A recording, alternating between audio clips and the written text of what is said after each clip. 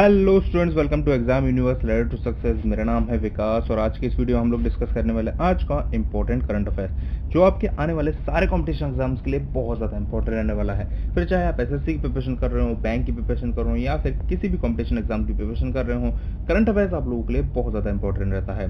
तो चलिए बात करते हैं। आज है डेट है 9 अगस्त और अगर आप लोग इस वीडियो का पीडीएफ डाउनलोड करना चाहते हैं तो आप लोगों को इसका लिंक डिस्क्रिप्शन बॉक्स में मिल जाएगा, जहां से जाकर आप लोग हमारे टेलीग्राम चैनल को ज्वाइन कर सकते हैं, जहां पर ढेर सारे बच्चे डिस्कशन भी करते हैं और साथ साथ जो क्विज होती हैं उनको भी अटेंड करते हैं, जो कि मैं इन्हीं सारे क्वेश्चंस के क्विज बनाकर वहां पर अपलोड करता हूं।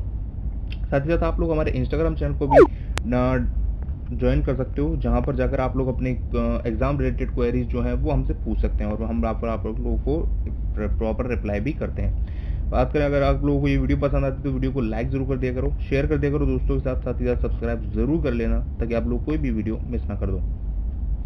बढ़ते हैं सबसे पहले क्वेश्चन की तरफ। तो सबसे पहला क्वेश्चन है कि हाल ही में किसे पीएनबी हाउसिंग फाइनेंस का एमडी एंड सीईओ बनाया गया है? तो ये हरदयाल प्रसाद जी को बनाया गया है। ये अब पीएनबी हाउसिंग फाइनेंस के एमडी और सीईओ नियुक्त हो गए हैं। ठीक है, ये कौन थे? ये अभी हम बात करें तो ये पहले एसबीआई कार्ड के हेड थे, यानी कि एसबीआई कार्ड के पहले वहां पर एमडी और सीईओ थे, लेकिन इन्होंने अभी वहां से वॉलंटरी रिटायरमेंट ले लिया था अभी 10, ठीक है, पिछले महीने इन्होंने रिटायरमेंट ले लिया था। ठीक है, और अब ये पीएनबी हाउसिंग फाइनेंस के एमडी और सीईओ बन गए हैं। ठीक है, बात करें ये किन का स्थान ले रहे हैं तो ये नीरज व्यास जी का स्थान ले रहे हैं, जो कि 10 तारीख को, यानी कि अभी आने वाली जो 10 तारीख है 10 अगस्त, उसको रिटायर हो रहे हैं और उसके बाद हरदयाल प्रसाद पीएनबी हाउसिंग फाइनेंस के एमडी और सीईओ के रूप में कार्य करेंगे। ठीक है, तो ये पीएनबी हाउसिंग फाइनेंस के बारे में मैं आप लोगों को बता दूं। देखो, ये जो पीएनबी बैंक है ना, उसी की हाउसिंग फाइनेंस कंपनी है, यानी कि घरों के लोन देने की एक कंपनी है, मतलब उसी की एक पेरेंट कंपनी है पीएनबी बैंक की, पंजाब नेशनल बैंक की, जो कि पीएनबी हाउसिंग फाइनेंस के नाम से काम करती है और अब इसके नए एमडी और सीईओ बन गए हैं हरदयाल प्रसाद। ठीक है, ये है मिस्टर हरदयाल प्रसाद। ठीक है, और अब देखो इसके बारे में थोड़ी सी बात कर लेते हैं पीएनबी हाउसिंग फाइनेंस की। इसका हेडक्वार्टर कहाँ पर है? हेडक्वार्टर है इसका न्यू दिल्ली में। ठीक है, और इसकी एक टैगलाइन भी आप लोग याद रखो, जो आप लोगों से कई बार पूछ ली जाएगी। टैगलाइन है घर की बात, क्योंकि ये हाउसिंग फाइनेंस है तो इसलिए घर की बात। ठीक है, ये चीज आप लोग याद रखिएगा। बाकी देखो अदर ऑप्शंस के बारे में जान लेते हैं। मनोज सिन्हा, ये अभी हाल ही में जम्मू एंड कश्मीर की लेफ्टिनेंट गवर्नर नियुक्त किए गए हैं। प्रदीप कुमार जोशी, ये यूपीएससी के नए चेयरमैन बने हैं। अजय त्यागी, ये सेबी जो होता है SEBI security and exchange board of India, ये इसके चेयरमैन हैं, जिनका कार्यकाल 18 महीने के लिए बढ़ा दिया गया है। ठीक है, तो ये चीज आप लोग याद रखिए। और देखो इसीलिए मैं आप लोगों को आंसर्स से भी पढ़ाता हूँ, मतलब बाकी के जो आंसर्स हैं वो अगर गलत हैं, अगर वो फिट नहीं है तो क्यों नहीं है, और उनसे रिलेटेड क्या क्या चीजें हैं, वो अभी कहाँ के अगर न्यूज में है, फेमस है, या मतलब क्या चीज है, वो भी चीज आप लोगों को पता होनी चाहिए। बढ़ते हैं अगले क्वेश्चन की तरफ। तो हाल ही में किस राज्य ने परिवार पत्र योजना शुरू की है? तो ये शुरू की है हरियाणा सरकार ने। ठीक है, हरियाणा सरकार ने किया गया है। देखो परिवार पत्र योजना एक तरीके से है क्या, आप लोग एक तरीके से ये समझ लो कि एक तरीके से जैसे आधार कार्ड है ना, इसी तरीके से एक परिवार का पहचान पत्र योजना शुरू की है उन्होंने।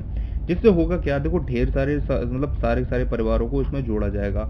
उससे होगा ये कि उसमें सारी जितने भी योजनाएं हैं, उन सब योजनाओं को तो लोगों को बड़ी आसानी से पता चल जाएगा उस परिवार पहचान पत्र के द्वारा, और वो लोग उसका लाभ भी उठा पाएंगे। साथ ही साथ सरकार के पास भी एक डेटाबेस आ जाएगा कि हमारे जो प्रदेश है उसमें कितने सारे परिवार मतलब बिलो पॉवर्टी लाइन है, अपर पॉवर्टी लाइन है, अमीर हैं, गरीब हैं, विकलांग हैं, मतलब हर तरीके की जानकारी गवर्नमेंट के पास आ जाएगी, और उसके बाद उसी के हिसाब से वो लोग योजनाएं भी बना पाएंगे। सपोज अगर किसी बीमारी से ज्यादा लोग पीड़ित हैं और उसके बारे में, इलाज के बारे में कम फैसिलिटी है, तो जब गवर्नमेंट के पास डेटाबेस होगा तो उससे रिलेटेड और ज्यादा चीजें बना पाएगी।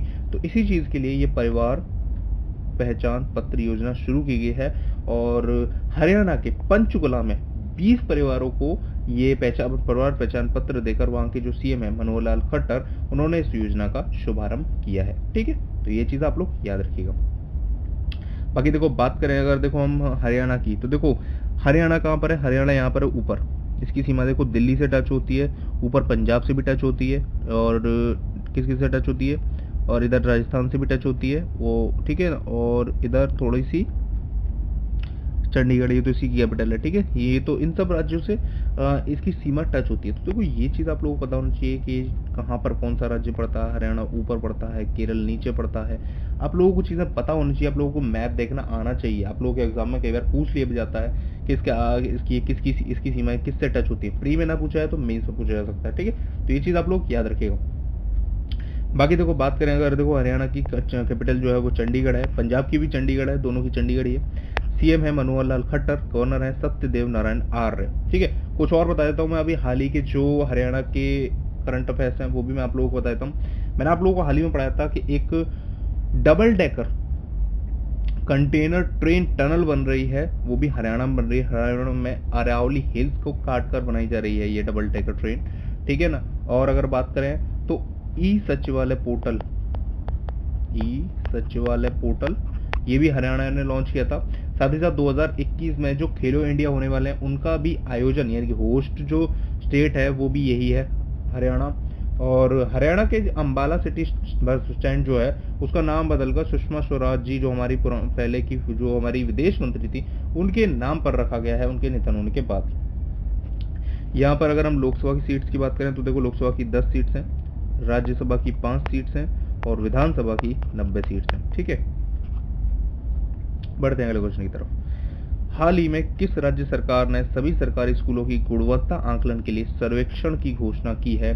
तो ये पंजाब गवर्नमेंट ने की है। पंजाब गवर्नमेंट ने कहा है कि जितने भी सरकारी स्कूल हैं और साथ साथ सरकारी फंडेड स्कूल हैं, अर्ध सरकारी वगैरह जो स्कूल्स हैं, उन सभी की जांच होगी कि वहाँ पर स्कूल में मतलब जो पढ़ाने की क्वालिटी है वो किस तरीके की है, ठीक है, कि मतलब ढंग से बच्चों को पढ़ाया जा रहा है नहीं। ये सब देखो अभी जो एजुकेशन पॉलिसी आई है ना भारत की, ठीक है ना, उसके तहत किया जा रहा है। देखो एजुकेशन पॉलिसी से रिलेटेड मैं आप लोगों के लिए एक वीडियो बनाऊंगा जिसमें मैं आप लोगों को एजुकेशन पॉलिसी से रिलेटेड क्वेश्चंस कराऊंगा, ठीक है। तो एजुकेशन पॉलिसी के तहत अब सभी स्कूलों की चेकिंग हो रही है जो गवर्नमेंट के हैं कि उनमें पढ़ाई किस तरीके से कराई जा रही है, क्या बच्चों को ढंग से पढ़ाया जा रहा है या नहीं, बुक्स प्रोवाइड करवाई जा रही है या नहीं। तो ये उस सबका सर्वेक्षण करेंगे पंजाब राज्य में, ठीक है। तो ये चीज आप लोग याद रखिएगा। इसमें होगा कि एक क्विज कॉम्पिटिशन टाइप से प्रतियोगिता होगी और उसके माध्यम से इस चीज का सर्वेक्षण किया जाएगा। मतलब क्विज में ढेर सारी चीजें होंगी, पॉइंट्स होंगे, उन सबको देखा जाएगा कितने चेक होते हैं, कितने क्रॉस होते हैं, मतलब क्या क्या चीजें हैं, क्या क्या चीजें नहीं हैं। तो उन सब के आधार पर ये रैंकिंग दी जाएगी। फिर जब रैंकिंग आएगी उसके बारे में मैं आप लोगों को बता दूंगा, ठीक है। तो बात करेंगे देखो जैसे पंजाब के बारे में, तो देखो मैप में ये रहा पंजाब ऊपर की तरफ है, ठीक है। अभी हमने पढ़ा था हरियाणा, हरियाणा के पास में ही है पंजाब, ठीक है। पंजाब के बारे में देखो, पंजाब की कैपिटल क्या है? चंडीगढ़ है। सीएम कौन है? Captain Amarinder Singh. Governor VP Singh Bandaru, ठीक है। तो ये चीज आप लोग याद रखिएगा। बाकी देखो यहाँ पर जो लोकसभा की सीट्स हैं वो है 13 और राज्यसभा की सीट्स हैं वो है 7 और विधानसभा की सीट्स हैं वो है 117, ठीक है। तो ये चीज भी आप लोग पंजाब के बारे में याद रखिएगा। बढ़ते हैं अगले क्वेश्चन की तरफ। हाल ही में किस राज्य सरकार ने नई इलेक्ट्रॉनिक वाहन नीति शुरू की है? तो ये दिल्ली गवर्नमेंट ने शुरू की है। दिल्ली गवर्नमेंट ने इलेक्ट्रॉनिक व्हीकल पॉलिसी लॉन्च कर दी है, जिसके तहत होगा क्या, देखो उन्होंने एक एम रखा है। कुल मिलाकर बात करें अगर, देखो एम रखा है एक कि जो दिल्ली में पोल्यूशन है ना उसको कम किया जाएगा। साथ ही साथ जो देश में पेट्रोल की खपत है, मतलब दिल्ली में ही नहीं बाकी की दुनिया, मतलब हमारे देश में भी जो पेट्रोल की खपत है, डीजल की खपत है, उस सबको कम किया जाए कैसे भी करके। तो इसी के मतलब उस पर इलेक्ट्रॉनिक वाहन नीति शुरू की है उन्होंने। और इसमें होगा ये कि इलेक्ट्रॉनिक वाहन बनाए जाएंगे और बेचे जाएंगे, जिससे होगा क्या कि जो पेट्रोल डीजल की खपत से जो पॉल्यूशन होता है ना वो कम हो जाएगा। इनका एक एम है कि 2024 तक 25% वाहन इलेक्ट्रॉनिक व्हीकल वाले हो जाएं। मतलब कि मतलब सारे तो नहीं बदल सकते एकदम से, लेकिन हाँ 25% कम से कम 2024 तक हो जाए और धीरे धीरे करके इसे ग्रो किया जाएगा, ठीक है। अब देखो ये हमारे देश में मतलब अभी तो राजधानी दिल्ली में ही लॉन्च की गई है। और इसके साथ साथ जो इलेक्ट्रॉनिक व्हीकल्स होंगे ना उन सब पर रजिस्ट्रेशन फ्री, तो रोड फ्री, मतलब रोड टैक्स जो होता है वो फ्री दी गया है। और साथ ही इंसेंटिव दिया गया है 1.5 लाख का अगर आप 4 व्हीलर खरीदते हैं तो। और इसे गवर्नमेंट का एक एम है कि ये एम्प्लॉयमेंट भी बूस्ट करेगा। मतलब अगर इलेक्ट्रॉनिक वाहन नीति शुरू हुई है तो इलेक्ट्रॉनिक के जो व्हीकल्स हैं वो भी बनना शुरू होंगे, उससे एम्प्लॉयमेंट भी होगा, इकोनॉमी भी बढ़ेगी और पॉल्यूशन भी कम होगा। देखो एक तीर से तीन निशाने गवर्नमेंट कर रही है और जो कि अच्छा भी है। मतलब इकोनॉमी भी बढ़ रही है, एम्प्लॉयमेंट भी बढ़ रहा है और पॉल्यूशन भी घट रहा है। तो तीनों ही चीज़ें भारत देश के लिए बहुत ज़्यादा इंपॉर्टेंट है, ठीक है। तो ये चीज़ आप लोग याद रखिएगा। ये किसने लॉन्च किया? अरविंद केजरीवाल, जो दिल्ली के चीफ मिनिस्टर हैं, उन्होंने ये लॉन्च किया है। वैसे अगर मैं बात करूँ, देखो सेंटर में यानी कि केंद्र सरकार ने भी एक ऐसी स्कीम चालू कर रखी है जिसका नाम है फेम इंडिया फेज 2, ठीक है। क्या नाम है? Fame India phase 2।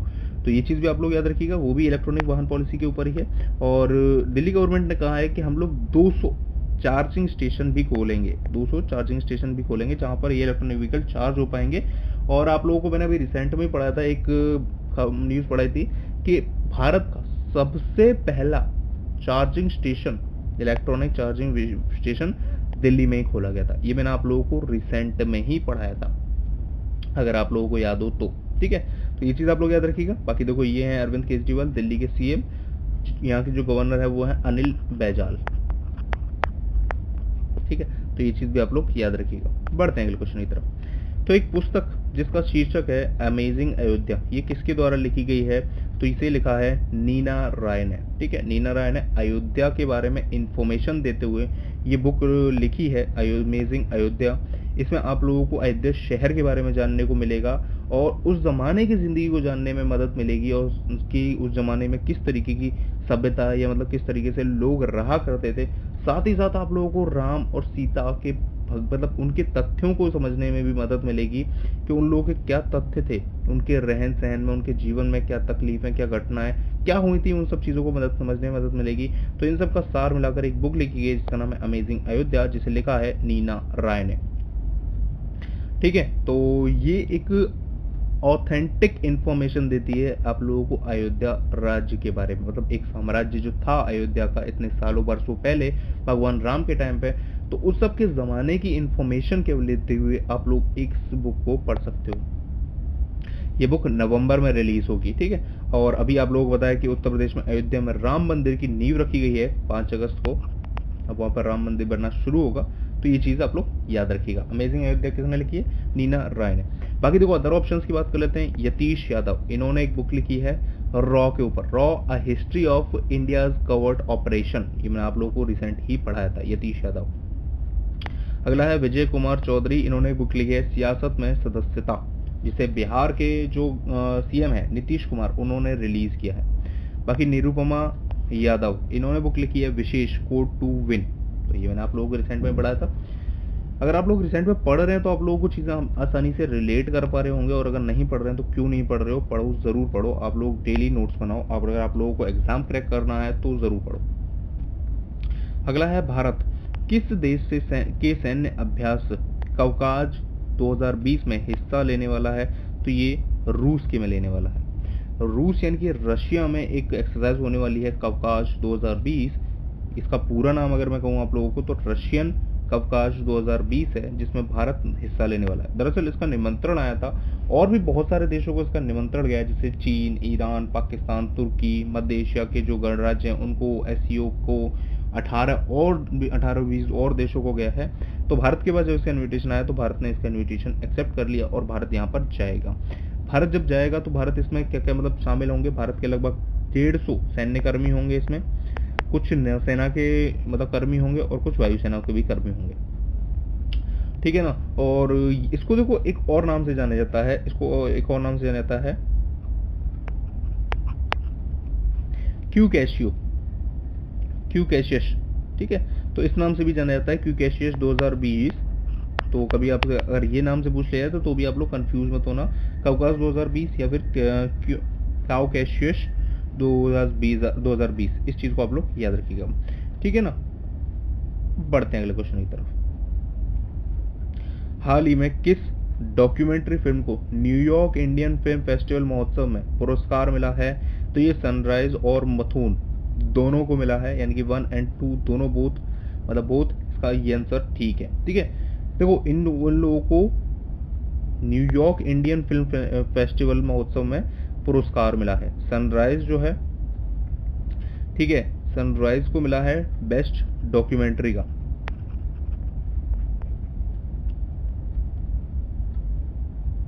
ठीक है, बेस्ट डॉक्यूमेंट्री का अवार्ड मिला है। और जो मुथुन है इसको बेस्ट फिल्म का अवार्ड मिला है। ये मुथुन जो है वो एक मलयालम फिल्म है, ठीक है ना, जिसे बेस्ट फिल्म का अवार्ड मिला है, और सनराइज जो है ये एक डॉक्यूमेंट्री है जिसे नेशनल अवार्ड भी दिया गया था। मतलब भारत में जो नेशनल अवार्ड्स दिए जाते हैं उसमें इसे नेशनल अवार्ड भी दिया गया था। National award for winning best documentary ये भारत में दिया गया था, और अब इसे न्यूयॉर्क इंडियन फिल्म फेस्टिवल महोत्सव में भी बेस्ट डॉक्यूमेंट्री का अवार्ड दिया गया है। ये इसका 20वां एडिशन है जो कि हुआ है न्यूयॉर्क इंडियन फिल्म फेस्टिवल महोत्सव का, और इनको ये अवार्ड दिया गया है। तो ये चीज़ आप लोग याद रखिएगा, आप लोगों के एग्जाम पॉइंट ऑफ व्यू से ज़रूरी है, पूछ लिया जाएगा कि न्यूयॉर्क इंडियन फिल्म फेस्टिवल में किसको अवार्ड मिला है, तो सनराइज और मुथुन को। ठीक है, बढ़ते हैं अगले क्वेश्चन की तरफ। हाल ही में किसने स्मार्ट इंडियन हैकाथॉन में प्रथम पुरस्कार जीता है, तो ये जीता है DIIT यानी डाइट ने। डाइट क्या है? Defence institute of advance technology. ठीक है, तो ये चीज़ लोग याद रखिएगा, इन्हें स्मार्ट इंडियन हैकाथॉन में प्रथम पुरस्कार मिला है। ठीक है, और बात करें अगर देखो क्या ये कहाँ पर दिया गया है, तो ये यूपी के नोएडा में Noida institute of engineering and technology में आयोजित किया गया था, जहाँ पर इनको ये अवार्ड मिला है। ठीक है, और देखो अभी हाल ही में मैंने आप लोगों को डाइट के बारे में एक चीज़ और पढ़ाई थी कि डाइट ने एक आश्रय नाम से आइसोलेशन बेड सिस्टम भी बनाया है, जो कि काफ़ी ज़्यादा सस्ता है और साथ ही साथ पोर्टेबल भी है कि बड़ी आसानी से कहीं भी सेटअप हो सकता है। तो इस चीज़ को भी मैंने आप लोगों को हाल ही में पढ़ाया था, उम्मीद करता हूँ आप लोगों को याद होगा, आश्रय नाम से। ठीक है, 2 या 3 दिन पहले ही पढ़ाया था मैंने आप लोगों को। ठीक है, और बात करें अगर देखो DIIT इसका हेडक्वार्टर कहाँ पर है, इसका हेडक्वार्टर है पुणे में। इसके चेयरपर्सन कौन है? CP रामनारायण। तो ये भी आप लोग याद रखिएगा। बढ़ते हैं क्वेश्चन की तरफ। देखो ये है स्मार्ट इंडिया हैकाथॉन 2020। अगला है, हाल ही में किस राज्य के मुख्यमंत्री ने 2 फास्ट ट्रैक कोर्ट का उद्घाटन किया है? देखो फास्ट ट्रैक कोर्ट होता क्या, पहले ये समझ लो। फास्ट ट्रैक कोर्ट होता है जहां पर जो सुनवाई है ना वो बहुत ही तेजी से होती है। मतलब ऐसा नहीं है कि 2-3 महीने के बाद की तारीख पड़ गई, बहुत जल्दी जल्दी सुनवाई होती है, और ये उन मामलों में होती है जिनमें कि मतलब आपके पास जैसे बहुत सारे आप लोगों ने केस देखे होंगे ना, कहीं में दोषी भी होते हैं और आपके पास क्राइम मतलब हर रिपोर्ट होती है, सारी चीज़ें होती है, लेकिन फिर भी डिलेज चलते रहते हैं कि मतलब तारीख पे तारीख पड़ती रहती है। लेकिन इसमें इस तहत होता क्या है कि बहुत जल्दी इसमें फैसले आ जाते हैं। अभी ये कहाँ पर बनने जा रहे हैं, तो मणिपुर में। ठीक है, 2 फास्ट ट्रैक कोर्ट का उद्घाटन किया है। इसके अंदर बलात्कार हुआ, पॉक्सो एक्ट हुआ, इन सब से संबंधित जो घटनाएं होंगी उनकी सुनवाई की जाएगी। बहुत जल्दी जल्दी इनकी सुनवाई की जाएगी और फैसले लिए जाएंगे, क्योंकि ये बहुत ही सेंसिटिव मसले होते हैं जिन पर फैसला आना बहुत जरूरी है, वरना जनता में विद्रोह बहुत ज़्यादा बढ़ जाता है। तो ये चीज़ आप लोग याद रखिएगा। और बात करेंगे देखो यहाँ की, तो यहाँ की जो मणिपुर की कैपिटल है वो है इम्फाल, और CM जो है वो है N वीरेंद्र सिंह, और इन्हीं ने इन 2 कोर्ट का उद्घाटन किया है। ठीक है, तो ये चीज़ आप लोग याद रखिएगा। बाकी अगर बात करें गवर्नर की, तो नजमा हेपतुल्ला है। ठीक है, बढ़ते हैं क्वेश्चन की तरफ। तो हाल ही में वर्क्स मैनेजमेंट सिस्टम पोर्टल किस राज्य सरकार ने लॉन्च किया है, तो ये हरियाणा सरकार ने लॉन्च किया है। हरियाणा सरकार ने मतलब जितने भी गवर्नमेंट के काम होते हैं, मतलब गवर्नमेंट विभाग, जितने भी गवर्नमेंट डिपार्टमेंट्स हैं, वो सारे लोग जितना भी काम करते हैं तो उसका एक मैनेजमेंट सिस्टम बनाया है, जिसमें कि डेली फीड किया जाएगा कि आज कितना काम हुआ, क्या काम हुआ। जैसे आप लोगों ने देखा ना, छोटे बच्चों की डायरी होती है जहाँ पर लिखा जाता है कि आज ये काम किया गया, आज ये काम किया गया, आज ये होमवर्क के लिए। तो इसी तरीके से वर्क्स मैनेजमेंट सिस्टम, मतलब इतना छोटा छोटा तो नहीं लिखा जाएगा, बट ये है कि अगर कोई प्रोजेक्ट चल रहा है तो उससे रिलेटेड डेली की डेली जो रिपोर्ट होगी वो विभाग के हेड को दी जाएगी कि आज इतना काम हो चुका है, इतना पेंडिंग है, इतने दिन और लगेंगे। तो इस तरीके से एक works management system portal Haryana की राज्य सरकार ने लॉन्च किया है। बाकी देखो हरियाणा के बारे में मैंने आप लोगों को पहले ही काफी कुछ पढ़ा दिया है पिछले क्वेश्चंस में, तो इसमें मैं आप लोगों को नहीं बताऊंगा। ठीक है, आप लोग पिछले से पढ़ लीजिएगा। तो ये थे 10 इंपॉर्टेंट क्वेश्चन जो आप लोगों के एग्जाम पॉइंट ऑफ व्यू से बहुत ज़्यादा जरूरी थे। अब मैं आप लोगों को बताता हूँ कुछ ब्रेकिंग न्यूज जो आप लोगों को एज बीइंग इंडियन सिटीजन वो आप लोगों को बताना चाहिए। कल यानी कि 8 अगस्त को नेशनल ऑब्जर्व किया गया, नेशन ने ऑब्जर्व किया था 78 anniversary of quit India movement, यानी भारत छोड़ो जो आंदोलन हुआ था, जिसे अगस्त क्रांति भी कहते हैं, उसकी 78वीं वर्षगांठ मनाई है। भारत ने 8 अगस्त 1942 को ये शुरू हुआ था महात्मा गांधी द्वारा। ठीक है, तो उसकी एक 78वीं वर्षगांठ मनाई गई है। अगला है कि मॉरिशस ने डिक्लेयर किया है state of environmental emergency after massive oil spill.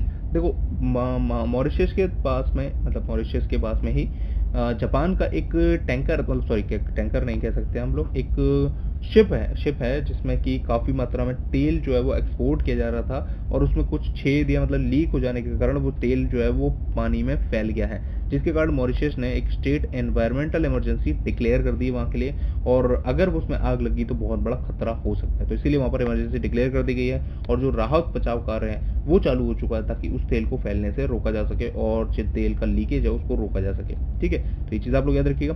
अगला है कि इंडिया ने होस्ट करी, मतलब फाइनल हो गया है कि इंडिया होस्ट करेगा 2021 का मैन T20 वर्ल्ड कप, और ऑस्ट्रेलिया करेगा 2022 का। देखो 2020 का जो होने वाला था वो ऑस्ट्रेलिया में होने वाला था, और उसके बाद 2021 का था वो तो भारत में होने ही वाला था, लेकिन अभी अभी ये डिक्लेयर हुआ कि 2021 का भारत में होगा, 2022 का ऑस्ट्रेलिया में होगा। और ऑस्ट्रेलिया में जो इस साल होने वाला था उसे कैंसिल कर दिया गया ड्यू टू कोरोना वायरस, कोविड-19 पैंडेमिक। और अभी आईपीएल जो है वो आईपीएल होगा भारत का दुबई में। ठीक है ना, तो ये चीज़ आप लोगों को पता होनी चाहिए। अगला है कि सांस लेने में तकलीफ के कारण संजय दत्त लीलावती अस्पताल में भर्ती हुए हैं। संजय दत्त की हालत थोड़ी सी मतलब खराब है, उनको सांस लेने में थोड़ी दिक्कत हो रही है। अभी उनका कोरोना वोरोना टेस्ट भी किया जाएगा, उसके बाद पता चलेगा कि उनको कोरोना है या नहीं, या फिर क्या परेशानी है। उम्मीद करते हैं उनकी जल्द रिकवरी हो जाए। तो ये था आज का इंपॉर्टेंट करंट अफेयर्स का सेशन। उम्मीद करता हूँ आप लोगों को पसंद आया होगा। अगर पसंद आया तो देखो नीचे लाइक का बटन है, लाइक आप लोगों ने अभी तक नहीं किया है, नीचे लाइक जरूर कर देना, शेयर कर देना अपने दोस्तों के साथ, साथ से सब्सक्राइब जरूर कर लेना ताकि आप लोग आने वाली वीडियोस मिस ना कर दो। Thanks so much for watching, मिलते हैं नेक्स्ट वीडियो में, जब तक के लिए जय हिंद दोस्तों।